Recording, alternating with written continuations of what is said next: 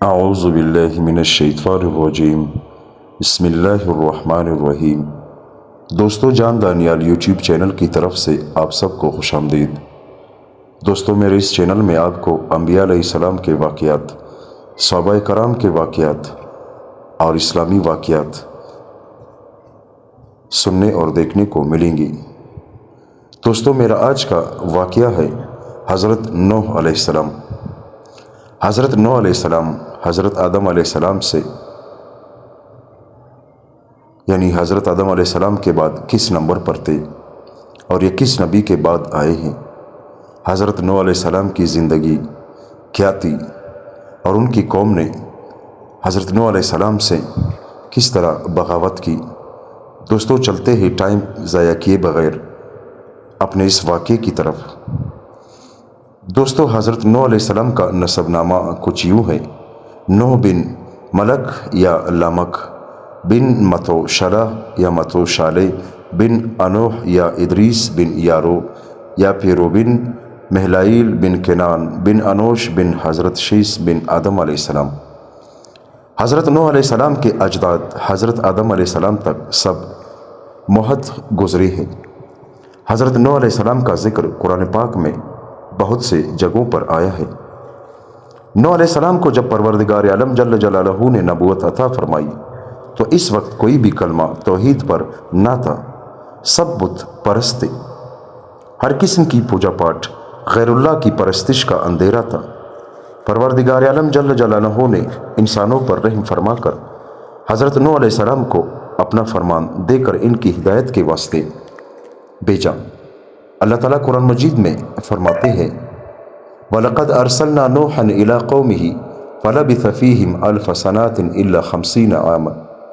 اور بلا شبہ ہم نے نوح علیہ السلام کو اس کی قوم کی طرف رسول بنا کر بھیجا، پس وہاں ان میں سے 50 کم 1000 سال ٹھہرے۔ حضرت نوح علیہ السلام نے ہر طرح سے قوم کو سمجھایا، یا علل اعلان بھی، چھپ کر بھی اور مشورے سے بھی سمجھایا کہ پروردگار عالم تمہارے گناہ معاف فرما دیں گے۔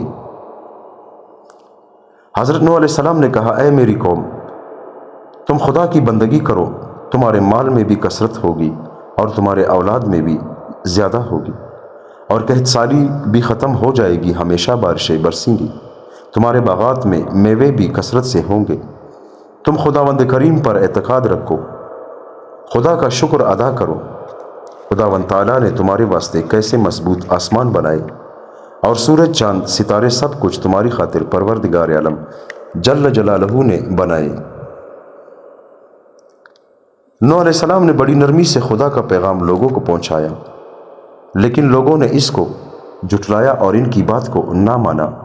100 برس اسی طریقے سے گزر گئے، کتنی ہی پشتیں بدل گئی۔ جو آدمی ان بدبختوں کا موت کے قریب ہوتا تو وہ پچھلوں کو وصیت کرتا کہ خبردار، نوح علیہ السلام کی بات نہ ماننا اور اپنے بابا دادا کا طریقہ نہ چھوڑنا۔ یہ بوڑھا دیوانہ ہو گیا ہے، ہماری عمریں گزر گئی ہے، یہ جھوٹے وعدوں سے ڈراتا ہے، اس کا کوئی وعدہ سچا نہیں ہوا، کیونکہ دراز عمر 950 سال حضرت نوح علیہ السلام تبلیغ کرتے رہے۔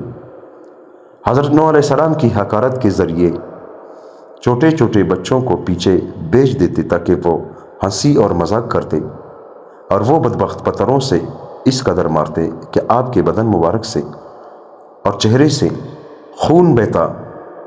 لیکن حضرت نوح علیہ السلام کو پروردگار عالم نے اس قدر علم، حلم اور بردباری عطا فرمائی کہ باوجود اتنے ظلم کے پھر بھی یہ بددعا دعا کرتے تھے قوم کو کہ یا رب، میری قوم کو بخش دے، یہ مجھے نبی نہیں مانتے، میری بے ادبی کرتے ہیں، بلکہ یہ نادان اور جاہل ہے۔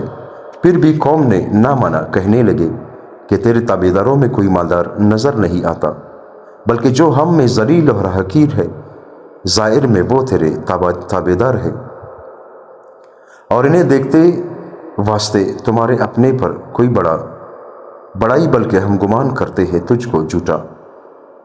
نوح علیہ السلام نے جواب دیا اپنی قوم کو کہ اے میری قوم، تم لوگ اللہ تعالیٰ کی عبادت کرو اور ان بتوں کو چھوڑ دو۔ لیکن ان کی قوم اپنی ضد پر کڑی رہی۔ اور یہ بھی سمجھ لو کہ جو لوگ ایمان لائے ہیں وہ تمہاری نظروں میں کتنے ہی ذلیل ہو، میں ایسا کرنے والا نہیں کہ ان کو اپنے پاس سے بھگا دوں۔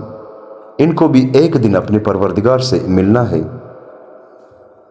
میں تم کو کس طرح سمجھاؤں، تم ایک جاہل قوم ہو اور یہ بھی نہیں جانتے کہ تم لوگ اللہ تعالیٰ کے ذات میں شرک کرتے ہو۔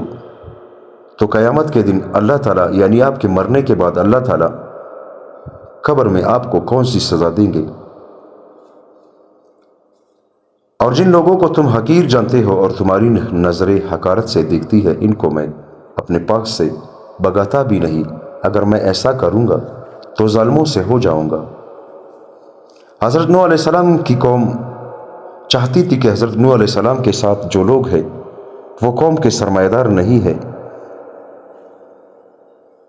نوح علیہ السلام کو چاہیے کہ ان کو اپنے پاس سے بھگائے، لیکن نوح علیہ السلام نے انہیں صاف صاف کہہ دیا کہ اگر آپ کو ایمان لانا ہے تو لاؤ، نہیں تو میں ان لوگوں کو اپنے سے دور کبھی بھی نہیں کروں گا۔ فرمایا نوح علیہ السلام نے یہ تکرار سن کر کہ عذاب الہی میرے قبضے میں نہیں، وہ تو خدا کے قبضے میں ہے جس نے مجھے تمہاری طرف رسول بنا کر بھیجا ہے۔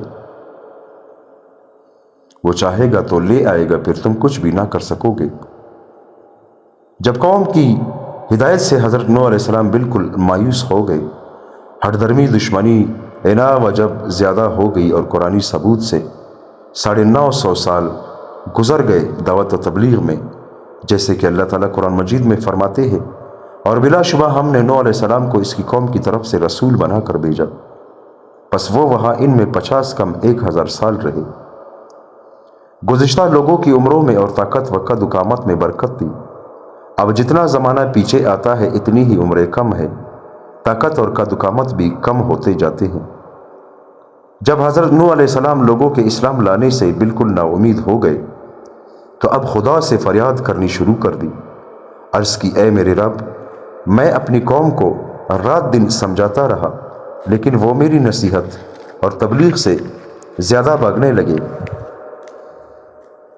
یعنی وہ میری بات بالکل بھی نہیں مانتے۔ تو نوح علیہ السلام نے اللہ تعالیٰ سے دعا کی۔ حضرت ابن عباس رضی اللہ تعالیٰ عنہ نے فرمایا کہ حضرت آدم علیہ السلام کے 40 بچے تھے، جوڑا جوڑا، جن میں حابیل، قابیل، صالح، عبد الرحمن اور شیش علیہ السلام، جن کو ہبۃ اللہ بھی کہتے ہیں۔ تمام بھائیوں نے سرداری انہی کو دی تھی، اور ان کی اولاد میں یہ 4 بزرگ تھے: سوا، یغوث، یعوق، نصر۔ حضرت عروہ بن زبیر فرماتے ہیں، ود آدم علیہ السلام کی اولاد میں سے بہت نیک سلوک تھا اور بڑا نیک بزرگ تھا۔ حضرت جعفر رحمۃ اللہ علیہ فرماتے ہیں، یہ دیندار ولی اللہ تھے اور بہت لوگ ان کے متقد تھے۔ جب یہ فوت ہو گئے تو لوگ مجاور بن کر ان کی قبر پر بیٹھ گئے اور رونا پیٹنا شروع کر دیا۔ ابلیس لعین ان کے پاس انسانی صورت میں آیا اور کہا کہ اس بزرگ کی یادگار قائم کرو جو ہر وقت تمہارے سامنے رہے گا۔ سب لوگوں نے اس رائے کو پسند کیا۔ ابلیس نے اس بزرگ کی تصویر بنا کر ان کے پاس کھڑی کر دی، جس کو دیکھ دیکھ کر یہ لوگ یاد کرتے تھے اور سب لوگ وہاں آتے۔ پھر ابلیس نے ان لوگوں کو کہا کہ تم کو دور سے آنا پڑتا ہے، اس لیے میں تم کو بہت سی تصویریں بنا دیتا ہوں، ان کو تم بطور یادگار کے سمجھو اور گھروں میں رکھ لو۔ یہ بات لوگوں کو پسند آ گئی، مگر دوسری پشت کے لوگوں نے اپنے گھروں میں رکھی ہوئی ان تصویروں کی پوجا پاٹ شروع کر دی۔ اس بزرگ کا نام ود تھا۔ اسی طرح سوا اور یغوث، یعوق اور نصر کی بھی پوجا پاٹ شروع ہوئی تھی۔ بخاری شریف میں ہے کہ قوم نوح علیہ السلام کے بتوں کو اہل عرب نے لے لیا۔ دومت الجندن میں قبیلہ کلب ود کو پوجتے تھے، اور حزیل قبیلہ سوا کا پرستار تھا، اور قبیلہ مراد اور قبیلہ بنو عطیف جو صرف کے رہنے والے تھے یہ یغوث کے پوجا کرتے تھے، اور ہمدان قبیلہ یعوق کا پجاری تھا، اور اہل زی کلا کا قبیلہ حمیر نصر بدھ کو ماننے والے تھے۔ دوستو، اللہ تعالی ہم سب کو ان باتوں پر عمل کرنے کی توفیق عطا فرمائے۔ دوستو حضرت نوح علیہ السلام کا واقعہ جس کا پہلا حصہ آج آپ کی خدمت میں نے بیان کیا، انشاءاللہ اس کا دوسرا حصہ کل آپ کی خدمت میں بیان کروں گا۔ تب تک کے لیے دوستو اللہ حافظ۔